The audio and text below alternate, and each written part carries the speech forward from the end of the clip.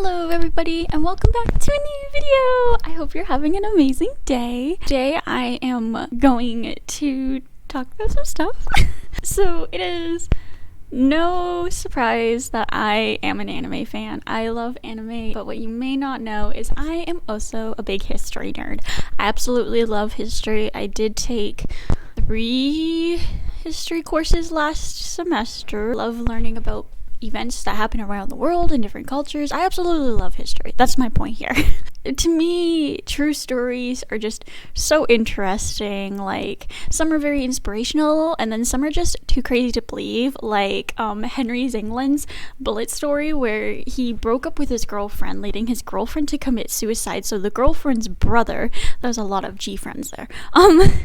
So the girlfriend's brother decided to shoot Henry, and he did. He shot Henry, or towards Henry, and then he shot himself. But the bullet only grazed Henry and landed in a tree.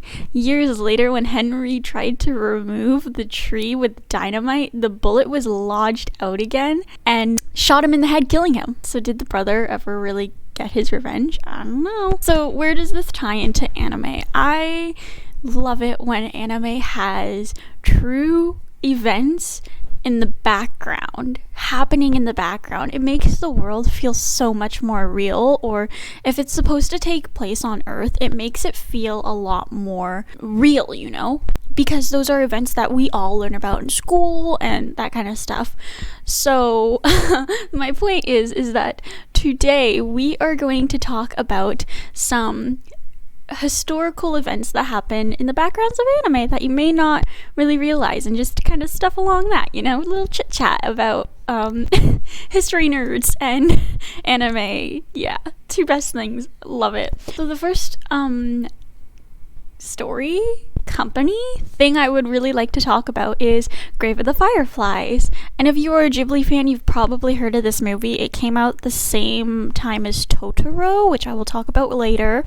But this movie is known for being one of like Ghibli's saddest movies. And in case you did not know, it's based on a true story. There is a book called Totoro no Haka, which is Grave of the Fireflies. It's an original story. It was written by Akiyuki Nosaka after he lost his sister during World War II to malnutrition. That was actually a big thing after the nuclear bombs dropped in Japan, basically ending the war. Japan had so many problems go on with starvation, because not only are like these huge cities people homeless basically, but the radiation caused from those bombs polluted so much. It polluted the earth, it polluted water, so you can't grow anything and you can't drink anything within these areas. It was really, really bad. Because the adults are trying to fend for themselves, any orphans that orphaned during this bombing, they usually starved to death, which is very, very sad. And Akiyuki actually blamed himself for his sister's death for a very, very long time. And he ended up writing Totoro no Haka to kind of come to terms with what had happened with his sister's death, which is really, really sad. On a different note, though, believe it or not, the movie Totoro, which this relates to Grave of the Fireflies. Hold on a minute. My Neighborhood Totoro, or Totoro, being one of Ghibli's most kind of notorious films. Like, everybody has seen Totoro, I hope. It is friendly for family, like adults love it, children love it. The idea was originally rejected when it was proposed, which a lot of people did not know. So what happened was the Ghibli company originally pitched just Totoro, and then they wanted to release that movie so bad that they decided to do a double airing. So My Neighborhood Totoro and Grave of the Fireflies, one of Ghibli's cutest, happiest movies with one of Ghibli's saddest movies. Great, right? Which it did get funding for it, and it existed. But because of the kind of concept of Grave of the Fireflies being like a little bit touchy, as we all know, Japan was one of the attackers in World War II. and countless people died because of it. It was very, very brutal, actually. If you don't know anything about Japan's war, Japan has a long history of wars, just in general. But the World War II part of Japan was very, very crazy, especially because so many people thought because Hitler died that the war would end, and it kind of just continued. In Korea, South Korea, the movie was actually permanently postponed, like indefinitely postponed, because they felt that the movie kind of sets Japan in a state of pity. So this country that attacked other countries wants you to pity them, and that's kind of what the premise was and why it was permanently postponed in South Korea. I can understand, obviously, Japan did terrible things during World War II. Absolutely terrible. If you want, in my opinion, if you want to learn more of like the perspective of Japanese people during World War II. Sorry guys, I did a really, really bad job at explaining this book. Basically, it's one of the earliest examples of new journalism found. So what that means is this guy, he wrote about real people but in a fictional way. So some parts of the story are kind of exaggerated, but they're about real people. Like all these people are real. And it's actually really cool, and I really, really suggest you guys read it. It's really short. You can literally find PDFs of it all over the internet, not even PDFs, like websites. I really recommend you guys check out this story. Ghibli has kind of not always incorporated true events, obviously not, but they do pull a lot of inspiration from real world events and true stories, such as The Wind Riser. That's also based off of true story. So yeah, really, really cool stuff. But enough about Ghibli, let's talk about Burkano. This just gives me an excuse to talk about gangs.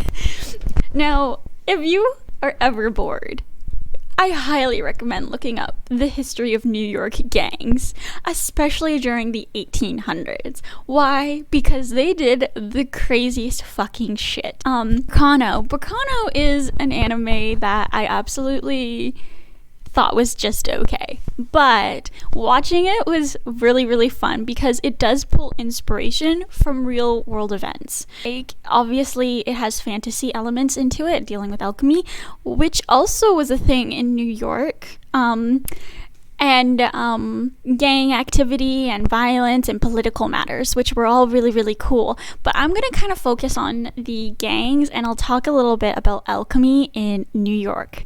So in the 1800s, there was many gangs in New York City. During this time, many immigrants were coming over, and a huge portion of them were Irish. Do you guys see where this is going? But two of my favorite gangs, oh my god. Two of my favorite gangs to read about are the Bowery Boys and the Dead Rabbits. Why? Because they're just... The Bowery Boys are way more interesting to read about because these guys were basically very well dressed, had some money, had pretty good jobs, but when they weren't working, they were beating the shit out of people. Anyway, one of these groups that the Bowery Boys fought was the Dead Rabbits, and I feel like the Dead Rabbits is a pretty well-known gang, mainly because of their name, like Dead Rabbits, that's such a weird name, and the events that happened later on that I'll mention. The Dead Rabbits was a group of mainly Irish immigrants. During this time, there were a lot of Irish immigrants that came over. Were basically put into slums because New York at the time, it was a very, very gross city. You guys know what I mean. The Dead Rabbits were kind of seen more as petty criminals. Like, they would steal shit and they would get into fist fights. But in all, they weren't like that bad. Here's a thing, which I think is really cool, because this gang would also include women to sometimes fight in it. And here's a story I found on the history thing that I'll just quote. The group was made up mostly of young men, But it wasn't unheard of for women to join the violence. According to legend, one of the most feared dead rabbits was Hellcat Meggie, a woman who reportedly filed her teeth to points and wore brass fingernails into battle. There's also a whiskey named after her. So, that's according to a legend. We don't know if Hellcat Maggie was real, but I choose to believe she is. Like, one of the reasons why I think this gang is so well known is because of the events that happened on July 4th, 1857. And what happened was the Bowery Boys and the Dead Rabbits got into a fight, and this fight turned into a very bloody riot at 5 points. Quite a few people lost their lives. It was a very violent riot and fight. So yeah, it goes down in history. And if any of this sounds familiar to you, there's actually a Leonardo DiCaprio movie based on these events, very loosely. It's called Gangs of New York, and yes, like I said, Leonardo DiCaprio's in it. He also bangs a redhead. I'm dancing. So why aren't you dancing with him? I'm not in love with him. Watch that. You can go check it out. It was okay. I don't know. Like I said before, I'm not saying that Bricano is totally based off of these events. I'm basically saying that it does pull some inspiration from it, especially during gangs activities in more of the 1920s. But I do see quite a few references to more of the 1800s gang activity. Now, we gotta talk about some alchemy practices. During the 1800s and 1900s, there were a lot of immigrants coming over. Like I said before, the Irish were one of them, but there were tons of people that came over. And fortune telling became a thing, I think, more around the 1900s. And because of all these cultures, alchemy was brought over too and practiced. But it was seen more as like a fortune telling thing, and kind of like a remedy thing. There were some like political disputes about it because people were like, oh my god, you can't practice that here. They saw it more as a cultural thing. There was kind of a ban placed on it too, but in all, it wasn't really regulated. Like, it was seen as more of an entertainment thing than anything else. But yeah, that's basically what I heard. That's basically what I understood from the papers that I read. The next thing that I would love to talk about is anime that pull inspiration from real places. Yes, I do mean to talk about Makoto Shinkai's works. He pulls so much inspiration from so many places all over Japan. I think most of his works are based off of places in Japan. Most notably, I guess his biggest one right now would be Kimi no Nawa, your name, for those who could not figure that out. Some places would be more accurate, like that I thought were really, really cool that people literally took pictures of, would be Suga Shrine in Tokyo, Kitafukawa Station in Gifu, which shout out to my Japanese teacher in high school who's from Gifu. Or in 5 centimeters per second, there's obviously Shangubashi Park, which is honestly so beautiful. I would love to see that during cherry blossom season. And then there's obviously a Garden of Words, which is based in Shinjuku Gyoen Park in Tokyo. But then there's like other anime series that you don't really think about, like GTO, that every time the teacher's like reflecting in the park with his friends or getting drunk or whatever, it's literally based in Inokashira Park. And of course, I have to say this or else people are going to get a little antsy. Anohana Chichibu Bridge is also a really well-known location. I think the live action was actually filmed there too, but I'm not sure, so don't quote me on that. Something that I love is when creators take their concept and they go to other places. Like they do the research to look at other countries, and it's always just so fun seeing your country in an anime or hearing about your country. Get a view of like what that person thinks or creator thinks of your country. Is anybody else like that? No, just me? One example of this would be Helsing. Helsing is based in London, in case you did not know, and you can see some more well-known places in that one, like I believe Big Ben's in it, and Tower of London is also in that I'm pretty sure. There's a couple other places, but I always think that's really, really cool. It's always the US kind of mentioned and stuff. France is also mentioned quite a lot in Japan or in Japanese TV shows. No Canada. I think there's a character my friend was telling me that's Canadian from Skate Infinity or something like that. I don't know. So I guess we're known for like snowboarding or something. I've literally only gone skiing once in my life. I mean, if I lived somewhere with snow, I would live in literally the warmest part of BC.